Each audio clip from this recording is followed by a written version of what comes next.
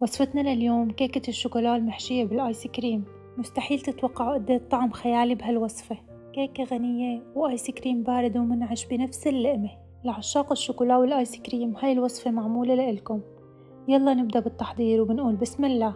طبق بنضيف حبتين من البيض بدرجة حرارة المطبخ ومعلقة كبيرة من الفانيلا و3/4 كوب من السكر، وبنخفق بالخفاقة اليدوية أو الكهربائية لحتى تدوب معنا كل حبات السكر ويصير اللون فاتح، وبعدها بنضيف نص كوب من الزيت النباتي وبنكمل خفق.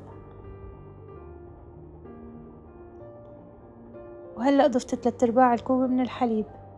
طبعا كل المكونات عيرتها بنفس الكوب. الحليب يفضل يكون دافي. بعدين ضفت عليهم كوب و3/4 الكوب من الطحين ومعلقة صغيرة من البيكنج باودر و3 معالق من الكاكاو الخام. لازم يكون الكاكاو خام مشان ما تطلع حلاوتها زيادة للكيكة وطعمته بتكون أطيب. وبننخل المكونات الجافة كتير منيح.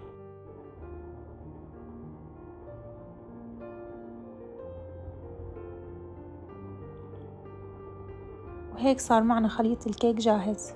بنحطه بقالب وبندخله على فرن محمى مسبقا على درجة حرارة 180 مشغل من تحت بس بالرف الأوسط.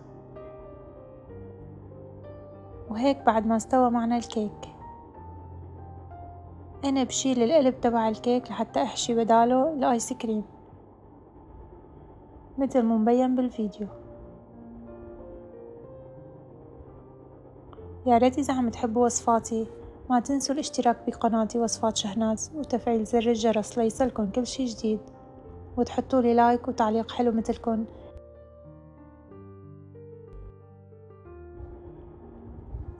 هلأ بدنا نحضر الآيس كريم. حطيت بمحضرة الطعام ظرف من الكريم الشانتيه، نص كوب من الحليب البارد، وربع كوب من الحليب المكثف المحلى، وبضيف عليهن فتات الكيك اللي طلعته من القالب، وبطحنن منيح بالمحضرة أو ممكن بالخلاط. وبس صار معنا الملمس ناعم بنضيفهم بقلب كيكة الشوكولا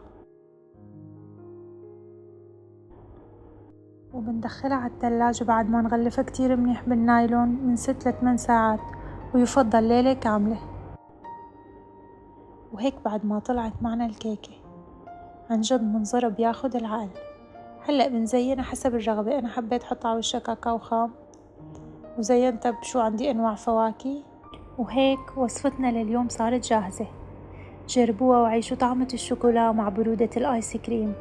وصفة طعمتها مستحيل تنتسى، وإذا جربتوها مرة أكيد رح تعتمدوها عطول. وممكن تفرحوا أحبابكم فيها بالمناسبات بالصيفية لأنه عن جد بتاخد العقل.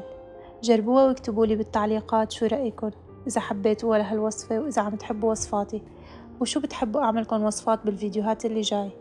وما تنسوا تتابعوني تكتبولي تعليقات حلوة مثلكن. وألف صحة وهنا.